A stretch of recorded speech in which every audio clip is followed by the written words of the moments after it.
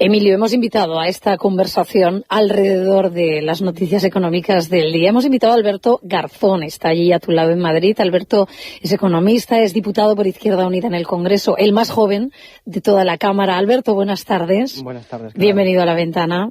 Alberto, ¿hay que poner dinero público para sanear la banca española?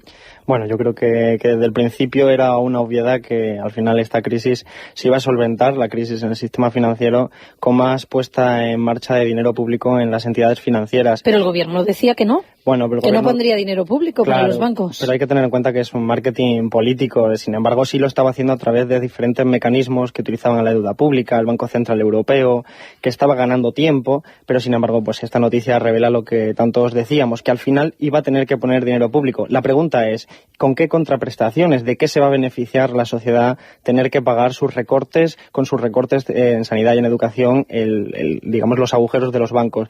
Va a haber una contraprestación en términos de ¿vamos a poder gestionar políticamente un instrumento financiero tan importante como Bankia? Esa es la pregunta que yo creo que hay que elevar. ¿Los clientes de Bankia pueden estar tranquilos? Alberto, te lo pregunto a ti y a ti también, Emilio.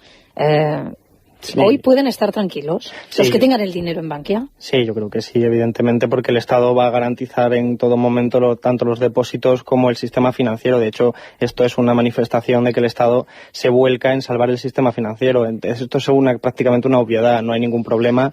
Creo que no hay que tener ningún miedo. Yo creo que, en todo caso, insisto, se trata de ver cómo va a suceder, cómo va a gestionarse después la participación del Estado o no en la caja. Alberto, le he escuchado decir en alguna ocasión que había que dejar caer algún banco. ¿Cuáles serían las consecuencias de dejar caer algún banco? Bueno, las consecuencias de dejar caer a un banco dependen de qué banco sea y depende del negocio que tenga. Yo no soy partidario de dejar caer a los bancos, soy partidario de salvarlos, pero de reapropiarse del instrumento del sistema financiero. ¿Pero salvarlos cómo, Alberto? Pues salvarlos requiere... Sanear, intervenir, nacionalizar... Hay que hacer una regulación financiera y hay que intervenir en los bancos. Lo que pasa es que esa intervención tiene que ir acompañada de que luego el Estado pues pueda beneficiarse de esa intervención y de que no solo sea socializar pérdidas. Es decir, si nos quedamos con una parte del banco, pues tendremos derecho también a, por ejemplo, pues disponer de presionar y poder implantar pues decisiones de canalizar el dinero hacia el crédito productivo y no hacia la especulación en el mercado financiero, por ejemplo.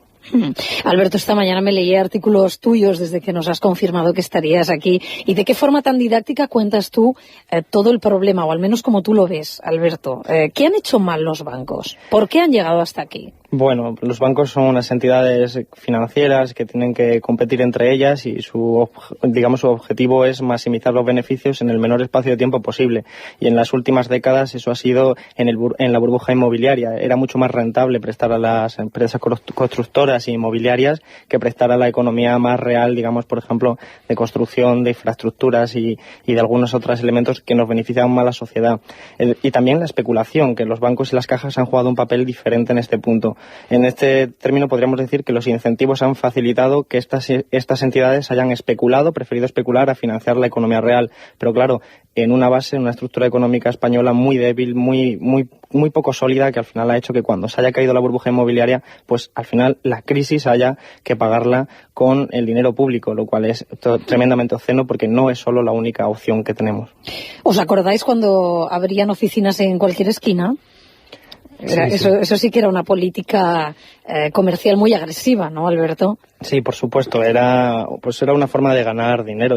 España ha crecido de una forma diferente a como ha crecido Alemania. Alemania ha crecido exportando fundamentalmente y España ha crecido fomentando el consumo y la inversión interna, pero con vía al endeudamiento. Endeudamiento que viene también de Alemania, es decir, se trataba, como decía muy gráficamente un directivo alemán, de que ellos vendían los coches a los españoles y les prestaban el dinero con el que comprarlos. Ese ha sido nuestro modelo de crecimiento en el que los bancos han jugado un papel fundamental, espoleando ese crecimiento y, por supuesto, beneficiándose, porque el crédito es su negocio. Cuanto más crédito, más negocio, más beneficio tienen los accionistas de los bancos y, digamos, toda esa estructura y esa red.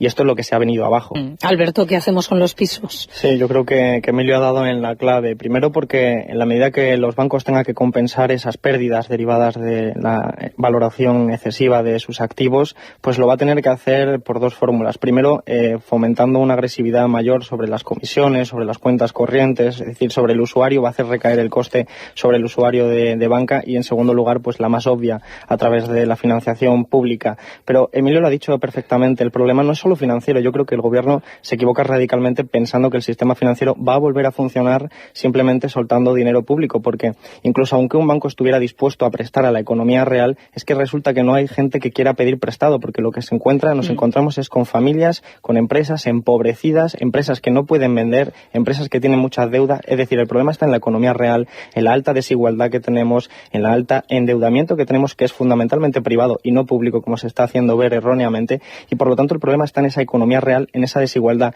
y hay que ir a ese punto de la economía real, de la desigualdad. Pero claro, en ese caso hay que hablar de medidas de redistribución de la renta y otras medidas del sistema fiscal, etcétera, de los que el gobierno de momento no quiere hablar. Estoy aquí en el estudio con Alberto Garzón. Alberto es economista, es diputado por Izquierda Unida en el Congreso. Y Alberto, te quiero preguntar, con todo lo que está contando Borja Mateo, ¿qué crees que debería hacer el gobierno con este problema de un exceso de pisos? ¿Qué debería hacer el gobierno? Yo creo que tiene que tomar medidas contundentes, porque a la vez que está narrando esto, que ya alcanza hasta los 6 millones de viviendas vacías, lo que tenemos es un dato desgraciado, más de 250 desahucios de media en este país. Y por lo tanto eso hay que tomarlo de una forma contundente, y el Estado tiene capacidad para, por ejemplo, utilizar el stock de viviendas que está en los bancos intervenidos, en los bancos que se ha intervenido con dinero público, utilizarlos para poner un parque de alquiler público a precios muy baratos, rompiendo el mercado, pero satisfaciendo las necesidades de las familias, que son necesidades básicas, insisto. Pero Alberto, sé realista. No, ¿Tú crees que el Partido Popular... Ah, bueno, el Partido Popular no, porque el Partido Popular responde a otros intereses. No sé si eso es una política.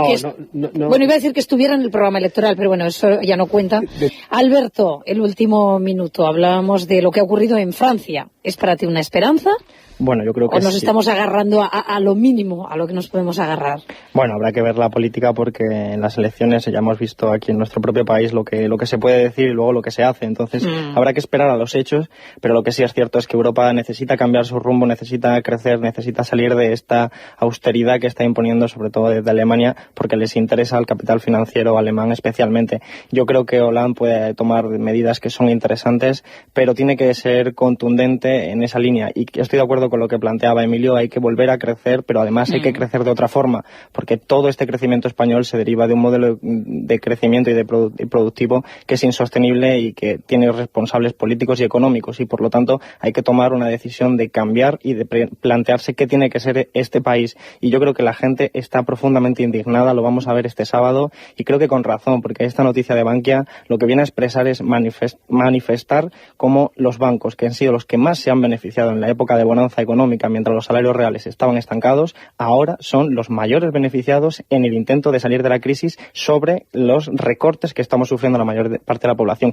Y ese es el elemento más político que vamos a sufrir en nuestras carnes, y con razón indico, la indignación es creciente cuando vemos noticias de este calibre como la de Bankia. Exigirías responsabilidades, ¿no?, a los gestores de los bancos. Sí, nosotros hemos pedido, de hecho, en el Congreso una comisión de investigación para, de la forma que hicieron en Estados Unidos, lo mismo, copiarlo y traerlo aquí para que pasen por delante todos los políticos responsables, todos los grandes directivos de las grandes empresas constructoras, de las inmobiliarias, de los bancos, y hagan una comisión de investigación. Lo que pasa que he de reconocer que no somos optimistas, creemos que ni el Partido Popular ni el Partido Socialista van a apoyar la creación de esta comisión de investigación, pero yo creo que arrojaría mucha luz y nos evitaría repetir problemas que desgraciadamente podrían ocurrir si seguimos ciegos ante lo que ha pasado y las responsabilidades políticas y económicas.